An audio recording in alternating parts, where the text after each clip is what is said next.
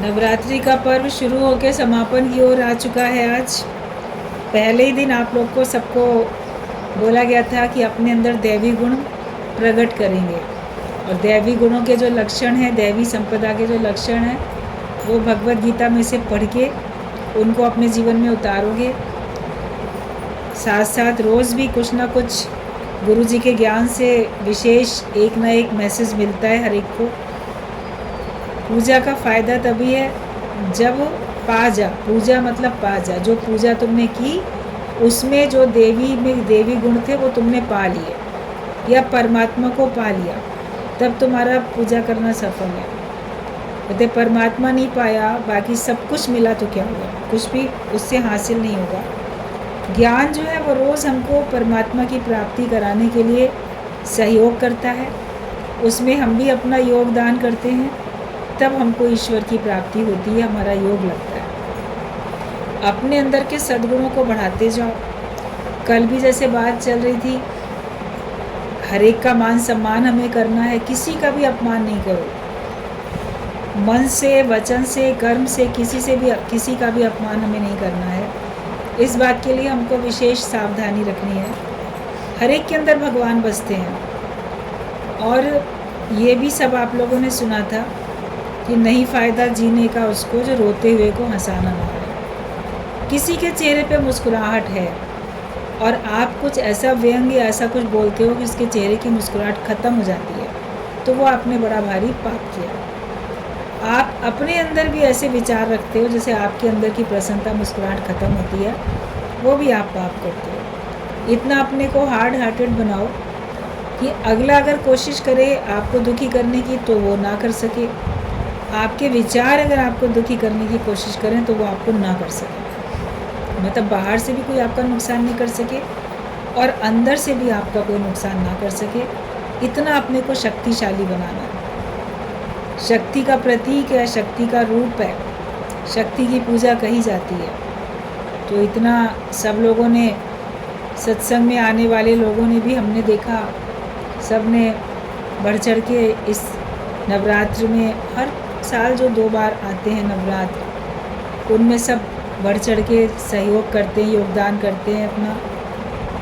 सब अपने को शक्तिशाली महसूस करो, किसी भी पल अपने को कमज़ोर महसूस नहीं करें। ज्ञान से गुरु हमको 12 महीने हर दिन शक्ति देते हैं। ज्ञान का विचार आपके अंदर में होगा तो आपको कभी भी कमज़ोरी का अनुभव नहीं होगा। मन कभी गिराएगा नहीं, कोई और आपको गिराएगा नहीं। आप अपने आप को हमेशा शक्तिशाली महसूस करोगे। आज भी अगर मान लो, आज दिन तक भी अगर किसी प्रकार की कमज़ोरी मन में है तो आप उसको निकाल के दूर कर दो। कल फिर दशहरा मनाया जाता है कि हाँ, सब शक्ति मिल गई, शक्ति मिल जाती है तभी हम रावण का वध कर सकते हैं। हमारे अंदर बसने वाले जो विचार हैं, विकार हैं, वही राक्षस है, आसुरी प्रवृत्तियाँ। तो पहले शक्ति अर्जित की तो आप अपने अंदर की बुराइयों को दूर कर सकते हो। तो हम उम्मीद करते हैं रोज़ के ज्ञान से रोज़ शक्ति मिल रही है हर एक को, और हर एक अपने अंदर का रोज़ का अज्ञान दूर करता जा रहा है। क्योंकि हर दिन का सूर्य आपको चाहिए, हर दिन के अंधेरे को दूर करने के लिए। रात अंधेरी है, सवेरे सूर्य उदय होता है, आपका अंधेरा उजाले में बदल जाता है। हमको हर दिन का सूर्य चाहिए। ज्ञान भी हमको हर दिन का चाहिए, हर पल का चाहिए। बिना ज्ञान हर कोई धोखा ही खाए, प्यासा ही आए और प्यासा ही जाए। तो अपने को शक्तिशाली महसूस करो, अपने को मुक्त महसूस करो। हम अपने आप को बंधन में महसूस करते हैं, मेरे पास ये कमी है, मेरे पास वो कमी है, मेरे ये बंधन है, मेरे वो बंधन है। तुझ आत्मा में कोई बंधन नहीं है। हर पल अपने को ब्रह्माकार वृत्ति में सबको रखना है। हर पल अपने को आत्मा जान के बैठना है कि मेरे अंदर कोई बंधन नहीं है। जो बंधन है वो बाहर के दिखते हैं और उनको दूर करने में मैं समर्थ हूँ। गुरु का साथ है, सत्संग है, ब्रह्म ज्ञान है, हमारे पास सब कुछ है। जिसकी सहायता से हम अपने को निर्बंधन कर सकते हैं। कोई दूसरा नहीं करने आएगा, करना आपको स्वयं है। आपको अपनी प्यास बुझाने के लिए खुद पानी पीना पड़ेगा, अपनी भूख मिटाने के लिए खुद भोजन करना पड़ेगा। आप दूसरे के खिलाने पिलाने से आपकी भूख प्यास नहीं मिट जाएगी। थोड़ी देर एहसास होगा कि हाँ, किसी को खिला के संतुष्टि मिली, हमें नहीं ज़रूरत है, मगर कुछ देर बाद तो ज़रूरत लगेगी। कुछ घंटों बाद, कुछ दिन बाद आपको भोजन की, पानी की ज़रूरत तो महसूस होगी। तो अपने को भी तृप्त रखो, औरों को भी ज्ञान से तृप्त करते जाओ। माया से आप कभी किसी को तृप्त कर नहीं सकते।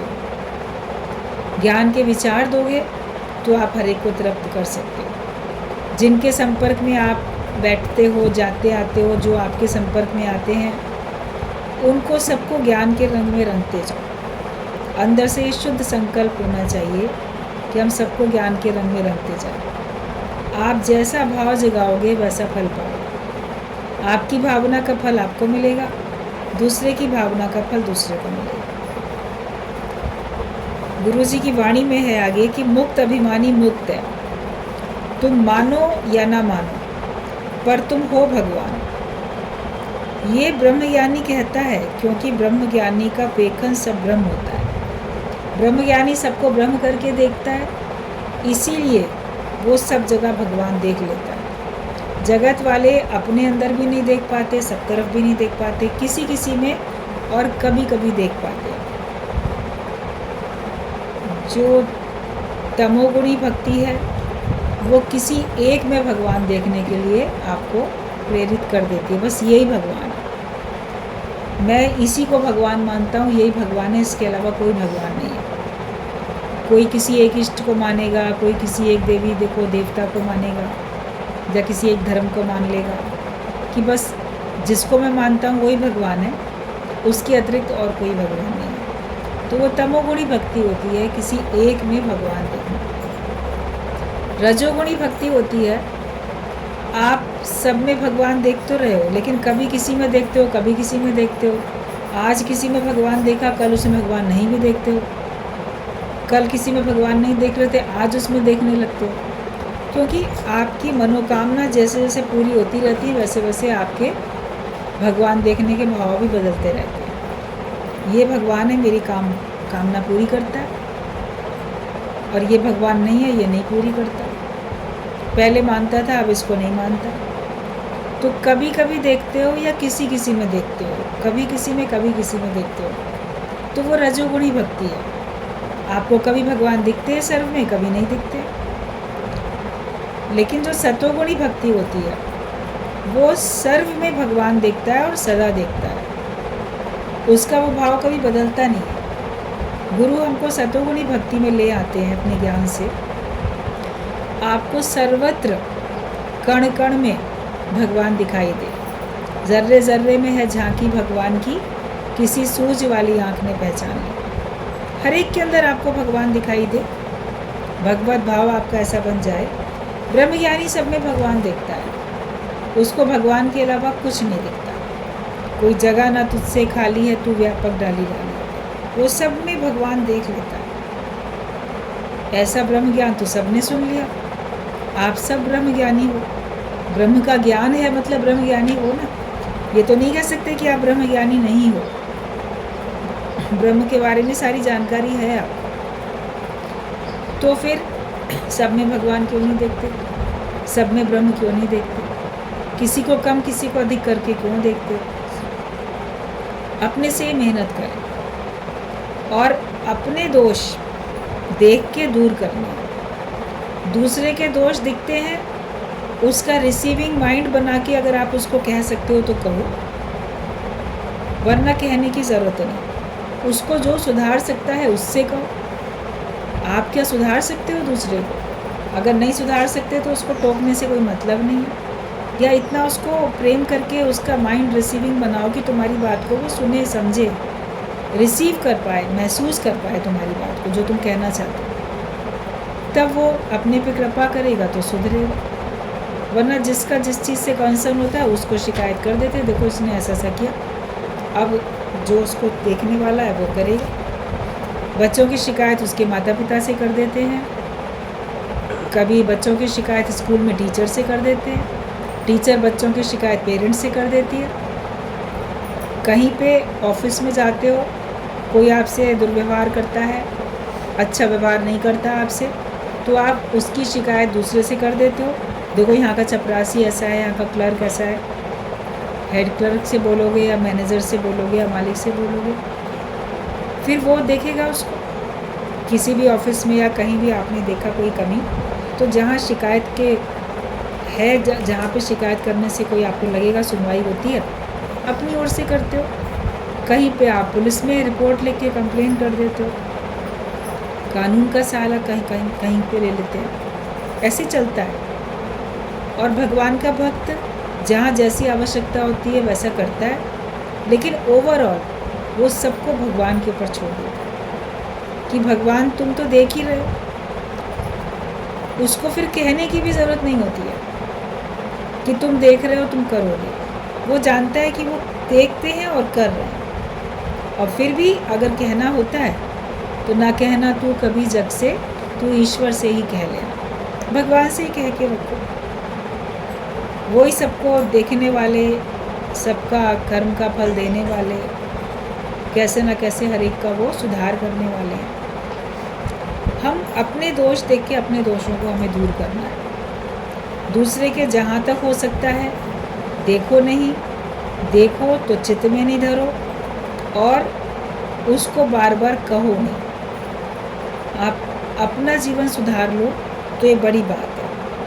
तो ब्रह्मज्ञानी ये कहता है कि तुम सब भगवान हो, क्योंकि वो ब्रह्म ही सब जगह देखता है। जैसे तलवार को काटने का दोष नहीं लगता, ऐसे ही ब्रह्मज्ञानी से प्रारब्ध अनुसार जो भी कर्म होता है उसे उसका दोष नहीं लगता। अभी सोचो किसी के हाथ में तलवार है, तलवार से उसने किसी की गर्दन काट दी, तो जिसके हाथ में तलवार है वही तो पकड़ा जाएगा। तलवार को थोड़ी ना जेल में डाल देंगे, ये तलवार बड़ी ख़राब है, इतनी तेज़ इसकी धार थी, इसने गर्दन काटी। तलवार ने ही गर्दन काटी, लेकिन तलवार को दोष नहीं दिया जाता, क्योंकि वो तो एक हथियार है और वो हथियार किसी के हाथों में है। जिसके हाथ में है वो दोषी है। तो ब्रह्मज्ञानी अपने शरीर को भगवान का यूज़फुल हैंडल बना के चलता है। वो जानता है कि ब्रह्मज्ञानी ही जैसा भी भगवान चलाते हैं वैसे ही चल रहा है, ब्रह्मज्ञानी कुछ कर ही नहीं रहा है। उसको इस बात का एहसास होता है, उसको इस बात का पता होता है। वो अपनी स्वेच्छा से कुछ भी नहीं करता, उसने अपनी इच्छा परमात्मा में मिला के एक कर दिया। तो कभी प्रारब्ध अनुसार ब्रह्मज्ञानी के द्वारा भी बहुत सारे कर्म होते हुए आपको दिखाई देते हैं, लेकिन वो उसके खाते में नहीं आते, वो उसके लिए दोषी नहीं माना जाता, क्योंकि वो भगवान का यूज़फुल हैंडल है। उसके द्वारा होता हुआ भी दिखेगा तो भी उसका दोष नहीं है, भगवान ने उसके द्वारा जैसा भी कराया। लेकिन अज्ञानी व्यक्ति इस भावना का, इस बात का अपने लिए गलत फ़ायदा उठा लेते हैं। बोलते भगवान ही तो सब कर रहे हैं, हम कहाँ करने वाले हैं। तो भगवान तो करते हैं, लेकिन क्या तुम अपने अंदर में भगवान को बसा के बैठे हो? क्या तुमने अपना जीव भाव टोटल ख़त्म कर दिया? क्या तुम अपने को ब्रह्मज्ञानी मानते हो? जो भी कर्म होता है उसमें तुम्हारा निजी स्वार्थ है, तुम्हारा निजी सुख है उसमें। आप देखोगे अगर है तो फिर आप तो जीव भाव से प्रेरित होकर तो कर्म करते हो। भगवान आपसे कराता है, ये अंदर से आपको जांचना चाहिए कि भगवान ने कराया या आपने स्वयं ने किया।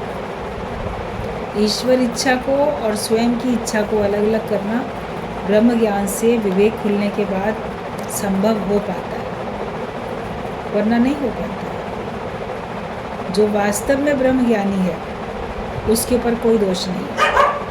वो किसी को कुछ कह दे, अपशब्द बोल दे, डांट दे, सुधारने के लिए, या कुछ उससे अच्छे कर्म भी होते हैं, सत्कर्म भी होते हैं मान लो उसके द्वारा, तो भी दोष नहीं है कि ये द्वैत का कर्म क्यों कर रहा है। उसके द्वारा हो गया, कभी कैसे कभी कैसे, भगवान ने जैसी प्रेरणा दी वो हर बात से ऊपर है। वो सत्य और बद दोनों के फल का त्यागी है। ना वो सत्कर्म करता है, ना वो बदकर्म करता है। कर्म होते हुए दिखते हैं, लेकिन उनका फल उसको नहीं चाहिए। वो निष्काम भाव से कर्म करता है।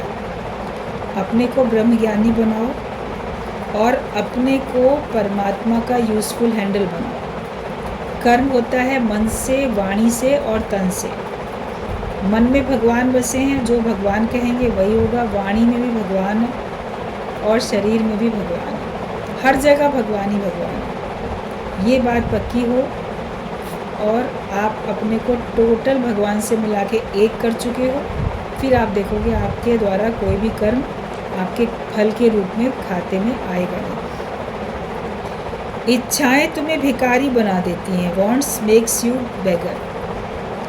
जब तुम एक पड़ोसी के यहाँ से कुछ मांगते हुए शर्म करते हो, तो फिर भगवान से मांगने में भी वैसी शर्म क्यों नहीं करते? अगर कभी आपको लगता है कि मैं ये चीज़ मेरे पास नहीं है, लाओ पड़ोसी से मांग लो। कभी बहुत मजबूरी है, मांग ले तो। लेकिन आए दिन अगर आप सोचो कि मांगेंगे तो शर्म लगेगी ना, कि क्या सोचेगा पड़ोसी, इसके पास ये भी नहीं है, वो भी नहीं है, ये मांग रहा है। तो एकदम से किसी से मांगने में शर्म महसूस होती है। तो भगवान से मांगने में क्यों नहीं तुम्हें शर्म महसूस होती? आए दिन मांगते रहते। कभी कोई अज्ञानता में मान लो आपको बड़ी आवश्यकता महसूस हुई। बच्चों को शुरू से सिखाते हैं, बेटा किसी से कुछ मांगना नहीं चाहिए, गलत बात होती है।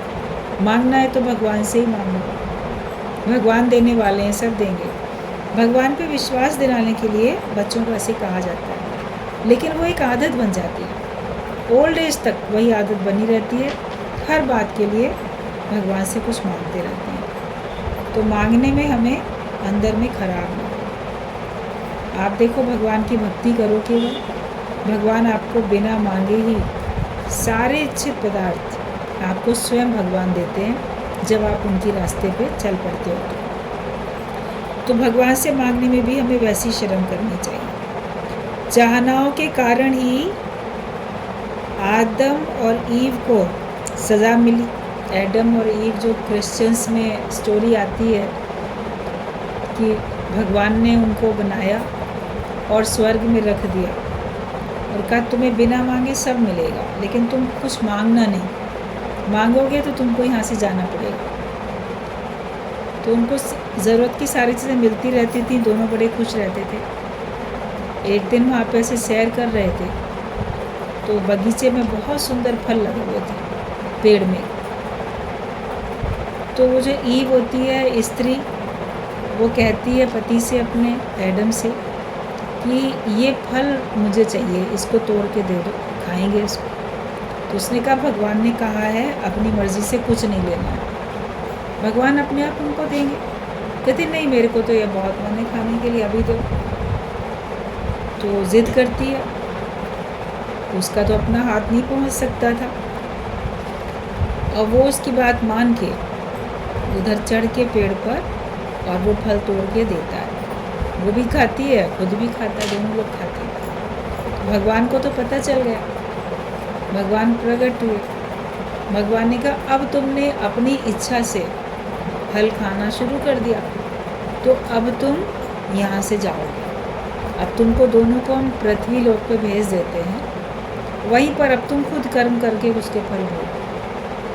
ऐसे तो बिना कुछ किए तुमको हमारी मर्ज़ी सब कुछ मिल ही रहा था। इच्छा के कारण उन्हें वो भगवान का दर छोड़ के धरती पे आना पड़ा। यदि फल खाने की चाह, तो वो हमेशा हर एक को कर्म करके फल खाने की चाह बनी रहती है। इसका मुझे ये फल मिले, उसका वो फल मिले, मुझे इसका फल क्यों नहीं मिला, कब मिलेगा। तो वो फल खाने की चाह, और फिर कर्म भी खुद ही करना पड़ता है। तो थे तो भगवान के दर पे इतना सुख में, लेकिन वहाँ से क्यों आए? क्योंकि अंदर में चाह उत्पन्न हो गई अपने स्वयं की मर्ज़ी से लेने की। वापस अचाह बन जाओ तो वापस स्वर्ग वाला सुख मिल जाएगा। जब तक चाह रखी थी, आपको खुद ही बहुत मेहनत करनी पड़ रही थी। जब चाह तज देते हो, छोड़ देते हो चाह, उसके बाद आप देखोगे भगवान फिर अपने वादे पे पक्का है। आपने चाह छोड़ दी तो तुम्हारे लिए भगवान चिंता करता है। मेरी चिंता हरि करे, मुझे न चिंता कोई। भगवान ही हमारे लिए सोचता है और हमारे लिए वो बहुत अच्छा करता है। अपनी चाह जो है ख़त्म करो, अपने को भगवान का बना दो, तो तुम्हारे अंदर की चाह ख़त्म हो जाएगी। हम जिसके हैं वो हमारे लिए सोच ही रहा है और वो हमसे बेहतर सोच रहा है। हम जिसके हैं वो हमारे लिए हमसे बेहतर सोच रहा है। तो चाहनाओं के कारण ही हम गिरते हैं और आज दिन तक चाहना के कारण गिरते चले आए हैं। आज से चाह रखनी छोड़ दो तो उन्नति होनी फिर हमारी शुरू हो जाए। जो ज्ञान का कदरदान होगा वो ज्ञान के एक एक वचन की कद्र करेगा। जैसे परखने वाला जौहरी सच्चे एक एक मोती की कद्र करता है, हीरे की मोती की कद्र करता है। उसको पता होता है कि सच्चे मोती हैं, ये सच्चा हीरा है। तो हमें जब पता हो गुरु के मुख से निकले हुए वचन, एक एक वचन सच्चे हीरे मोती के बराबर कीमती है, तो हम उसके मुख से निकले हुए एक भी वचन को व्यर्थ समझ के छोड़ नहीं देंगे। हमको लगेगा जो उसके मुख से वचन निकला वो बहुत कीमती है, उसको मुझे अपने जीवन में उतार लेना है। कभी भी गुरु की बात को हवा में नहीं उड़ा दो। अगर आप वास्तव में किसी को गुरु पहले मानोगे, उसमें श्रद्धा विश्वास रखोगे, तो फिर आप उसकी वचनों की कीमत कदर भी करोगे। तो जो वास्तव में कदरदान होता है वो कदर करता है। जिसको कोई वास्ता ही नहीं है, कदर ही नहीं है, तो वो किसी भी ना व्यक्ति की, ना उसके ज्ञान की, ना उसके वचनों की, ना किसी चीज़ की कदर करेगा। कोई समझता है कि मेरे पास तो पहले से ही बहुत कुछ है, दूसरे की भावना भी नहीं देखते हैं। कभी कोई किसी को गिफ्ट देगा तो अगला अगर उस व्यक्ति की कदर नहीं करता है तो उसके द्वारा दी गई वस्तु की भी नहीं करेगा। मुझे इतनी साधारण चीज़ दी है, ये तो मेरे किसी काम की नहीं है, या ये तो इतनी साधारण है, इतनी सस्ती चीज़ तो मैं पहनता ही नहीं हूँ। लेकिन अगर आप किसी व्यक्ति की कदर करते हो तो उसके द्वारा दिए गई एक साधारण सी चीज़ की भी आपको वैल्यू है। जिसके साथ प्रेम होता है वो एक टके पैसे वाली चीज़ भी आपको देता है, आप उसको संभाल के रखते हो। बचपन में कभी आप लोगों ने महसूस किया हो, देखा हो, पक्की सहेलियाँ होती हैं तो कोई एक दूसरे को कोई गिफ्ट दे देता है, एक ग्रीटिंग कार्ड भी अगर देता है उसको भी लोग कितने साल तक संभाल के रखते हैं। जिससे प्रेम होता है वो ऐसे ही बगीचे से तोड़ के एक फूल भी दे देता है तो उस फूल को भी किताबों में कितने समय तक संभाल के रखते हैं। गुरु से अगर प्रेम है तो गुरु से हमको जो मिला हम उसको बहुत संभाल के रखेंगे। तो गुरु बाहर की गिफ्ट तो कभी सहज स्वभाव उसके द्वारा भी हमको हाथों से मिलती है, लेकिन जो वचनों की गिफ्ट रोज़ मिल रही है इसको तो संभाल के रखो, अपने दिल की किताब में संभाल के रखो, इसको इधर उधर नहीं करो। इसी से हमारा जीवन बनेगा। वचनों की हमको कद्र करनी है। तुम अगर एक बार ये निश्चय करो कि मैं ब्रह्म स्वरूप हूँ, फिर कोई भी सवाल तुम्हारे अंदर रहेंगे नहीं। अगर आप ये जान लो कि मैं ब्रह्म स्वरूप हूँ तो कोई सवाल नहीं रहेगा। आपके अंदर बहुत सारे सवाल होते हैं, बहुत सारी बातें होती हैं, बहुत सारी समस्याएं होती हैं। उन समस्याओं का मन समाधान चाहता है, लेकिन बस एक बार अपने को ब्रह्म जान के देखोगे तो फिर देखोगे कोई सवाल ही नहीं है। ये निश्चय कर लो कि मैं ब्रह्माकार वृत्ति में हूँ, मैं ये देह नहीं हूँ। वैसे भी तो तुम देह नहीं हो, 5 तत्वों की देह बनी है, 5 तत्वों में मिल जाएगी। हर एक की देह नहीं रहेगी, किसी की कब ये तो भगवान ने लिख दिया, पहले से किसी को पता नहीं। और जिस देह में ये निवास करता है जीव, वो फिर उसी का रूप बन जाता है। अभी आपका कोई एक नाम है, आपका कोई एक रूप है, उसी के द्वारा आप पहचाने जाते हो, खुद भी वही मानते हो। ये शरीर छूटेगा, आपको कोई और नाम, कोई और रूप मिल जाएगा, तो फिर उसके द्वारा आपकी पहचान होगी, फिर ये छूट जाएगा। लेकिन धारण करने वाला जो है वो तो वही, उसका न रूप न रेख न रंग कोई, त्रह गुण ते प्रभु भिन्न। तीनों गुणों से मतलब कि सतोगुण, रजोगुण और तमोगुण, तीनों से वो भिन्न है। उसका कोई रूप रेख रंग नहीं है। शुद्ध सोना है, उसमें कोई भी गहना बन जाए, गहने को वापस भट्टी में डाल के पिघला के वापस सोना बना दो, फिर कोई और गहना बना दो, तत्व तो वही रहेगा ना। नाम रूप बदलेंगे, उसकी उपयोगिता बदल जाएगी, लेकिन वो वही रहेगा। तो हम वही रहेंगे जो थे, बाकी सब भी वही हैं जो थे। अभी से ही दृष्टि डालो तत्व वाली, तो फिर कोई भेद ही नहीं रहेगा, फिर कोई दिक्कत ही नहीं, फिर कोई परेशानी नहीं, फिर कोई समस्या ही नहीं, ना कोई प्रश्न। तो निश्चय पहले आत्मा का करो, उसके बाद देखोगे कोई सवाल ही नहीं रहेगा आपके अंदर। सच को पकड़ो तो झूठ फिर आएगा ही नहीं। जब रोशनी होगी तो फिर अंधेरा नहीं रहेगा। रोशनी है तो अंधेरा कैसे होगा? एक ही चीज़ रहेगी ना एक टाइम में, या रोशनी रहेगी या अंधेरा रहेगा। तुम्हारे अंदर या ज्ञान होगा या अज्ञान होगा। आप अपने को ज्ञानी भी बोलते हो, मैं तो अज्ञानी नहीं हूँ, लेकिन फिर अंधेरा क्यों है? अज्ञानता का अंधेरा जीवन में क्यों है? ज्ञानी के पास तो ज्ञान का प्रकाश होता है, प्रकाश में वो सब कुछ साफ साफ देख पाता है, समझ पाता है, उलझता नहीं है। अंधेरे में डर है, अंधेरे में ठोकर है, लेकिन रोशनी है तो डर भी नहीं है, ठोकर भी नहीं। अगर हमारे अंदर पग पग पे डर है, पग पग पे ठोकर है, तो मतलब कि अभी हमारे अंदर में अज्ञान है।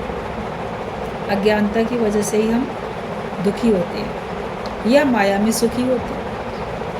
लेकिन सुख दुख माया के हैं, मैं आनंद स्वरूप हूँ। रोज़ रोज़ अपने से ये मेहनत सबको करनी है। जब गुरु तुम्हें तुम्हारी भूल बताता है तो तुम्हें खुशी होनी चाहिए, नाराज़ मत हो जाओ। मेरी कमी क्यों बताई? दूसरे की कमी देखी ही नहीं, मेरी देख ली, मेरी बताई। गुरु तुमको तुम्हारी भूल बताए, तुम्हें खुशी हो कि शुक्र है किसी ने अपना समय निकाल के जांच के मेरी भूल मुझे बताई, और उस कमी को मैं दूर कैसे कर सकता हूँ, ये भी युक्ति गुरु ने बताई। गुरु हमको सर्वगुण संपन्न देखना चाहता है, वो हमको ऑलराउंडर बनाना चाहता है, हमारे अंदर एक भी कमी नहीं रहने देना चाहता। इसीलिए वो हमको ठोक ठोक के बिल्कुल सही शेप हमारा देता रहता है। हमें खुशी होनी चाहिए कि वो हमको निपुण कर रहा है, हम हर बात में परफेक्ट होते जा रहे हैं और सीखते जा रहे हैं। अगर कोई किसी को उसकी गलतियां नहीं बताएगा तो उन गलतियों को वो दूर कैसे करेगा, सुधारेगा कैसे अपने आप? यहाँ ये गलती है, यहाँ वो गलती है, और जिनको सीखने की भाव होती है वो सीख जाते हैं। गुरु होता है एफिशिएंसी एक्सपर्ट, मतलब वो कमियों को जांचने का एक्सपर्ट होता है कि ये तुम्हारी कमी है, इसको अगर दूर कर दोगे तो तुम्हारी और उन्नति हो जाएगी। कभी आप देखो अपने घर में या कहीं दुकान में या कहीं पे आपको तो सब कुछ परफेक्ट लग रहा है, वहीं पे अगर आप किसी इंटीरियर डेकोरेटर वाले को बुलाते हो डेकोरेशन के लिए, तो एक निगाह में देखेगा सब कुछ सही से सजावट है सही है, मगर बोलते हैं नहीं ये चीज़ यहाँ से उठा के ना यहाँ रख दी जाए तो ज़्यादा सुंदर लगेगा, इस गमले को यहाँ से उठा के वहाँ रख दो, ये चीज़ इधर से थोड़ा सा उसमें चेंज कर देता है। सामान वही था पहले से आपके पास, लेकिन उसको रीअरेंज कर देता है, तो फिर आप देखते हो वो और बहुत सुंदर लगने लगता है सारा कुछ। तो ऐसे गुरु भी हमारे जीवन में और सुंदरता और निखार लाने के लिए अपने ज्ञान के वचन युक्तियाँ हमको देता रहता है। था तो सब कुछ हमारे ही पास, लेकिन उसको सही तरीके से व्यवस्थित करना गुरु सिखाता है, जिससे कि हमारे अंदर फिर कोई कमी रहती नहीं है। और जैसे एक माँ, सच्ची सगी माँ जो होती है, वो अपने बच्चों को खुद भले टोकेगी, लेकिन वो ये पसंद नहीं करती कोई बाहर वाला उसके बच्चे को टोके। तो गुरु भी खुद टोकेगा तुमको, लेकिन वो नहीं पसंद करेगा कि जगत वाले तुमको टोकें। तुम कैसे हो, सत्संग में जाते हो तो ऐसा क्यों करते हो। तो जैसे माँ को अपने बच्चे का किसी और के द्वारा टोकना पसंद नहीं आता, ऐसे गुरु को भी अपने भक्त का किसी जगत वालों के द्वारा टोकना पसंद नहीं आता। इसलिए वो हमको बार बार परफेक्ट बनाने के लिए कुछ ना कुछ कहता रहता है। वो खुद भले कहेगा, लेकिन कहलवाएगा नहीं किसी से। इसलिए हमें खुशी होनी चाहिए कि ठीक है, कोई बात अगर बताई गई उसको मान लेने में हमारी भलाई है, तभी तो पूर्ण बनेंगे। आज दिन तक मन की ही मानते रहे तो फिर जन्म मरण का चक्कर भी नहीं छूटा। अब मन की नहीं सुनो, अब आप गुरु की सुनो, ज्ञान को समझो और अपने आप को पूर्ण ज्ञानवान बनाते जाओ। तो गुरु जब तुम्हें तुम्हारी भूल बताए तो तुमको खुशी होनी चाहिए, नाराज़ नहीं हो जाओ, वरना किसी को गलती बताई जाएगी, वो नाराज़ होकर नाता काट के चला जाएगा। मुझे टोका, मुझे ऐसा किया। ये तुम्हारा कहीं ना कहीं पे कोई विकार है, कोई अहंकार है, जिसके कारण से तुमको टोका गया, या तुम्हें उस अहंकार के कारण से बुरा लगा। किसी के अंडर में रहोगे तो तुम सुरक्षित भी रहोगे और तुम्हारी उन्नति भी होगी। हमेशा भगवान को अपने आगे रखो। जैसे भी बात आप लोग की चल रही थी कि चाकू को हैंडल को से पकड़ो पीछे से, तब फिर आपका नुकसान नहीं है, बल्कि उसका आप सही फ़ायदा ले सकते हो। लेकिन हम चाकू को आगे से पकड़ लेते हैं, उसके पीछे से हैंडल से पकड़ने के बजाय, तो हमारे ही हाथ कटता है और फिर हम उससे कुछ और काम भी तो नहीं ले पाएंगे। अगर आपने चाकू को धार की तरफ से आगे से पकड़ रखा है तो पीछे की साइड से काट भी नहीं पाओगे और आप ही का हाथ कटेगा। तो हम भी आगे अपने को रख लेते हैं तो काम भी नहीं बनता और अपना नुकसान होता है। लेकिन भगवान का भक्त आगे रखता है भगवान को और पीछे खुद रहता है, तो फिर उसका काम भी बनता रहता है और उसका कोई नुकसान भी नहीं होता। हमेशा भगवान को आगे रखो। दृष्टांत 20वें ऊँट का कितनी बार चलता है। समस्या के समाधान के लिए उनको ब्रह्मज्ञानी ने अपना ऊँट दे दिया। गिनती 20 हो गई, 19 थे उनके पास, 20 हो गई तो उनका बंटवारा आसानी से हो गया।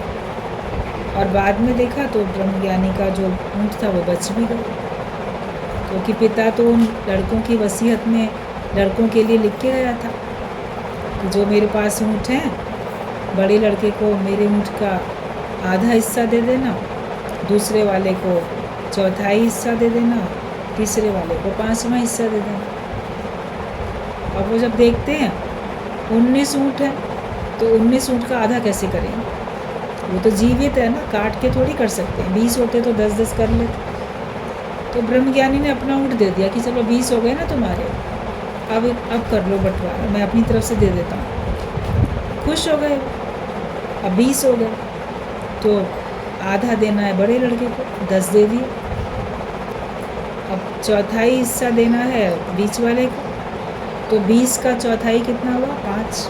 तो 5 चौक 20 होते, तो 5 उसको दे दिए बीच वाले को। और 5वां हिस्सा देना था तीसरे लड़के को, तो 5वां हिस्सा दे, 5 चौक 20 होते, 4, तो 4 उसको मिल गए।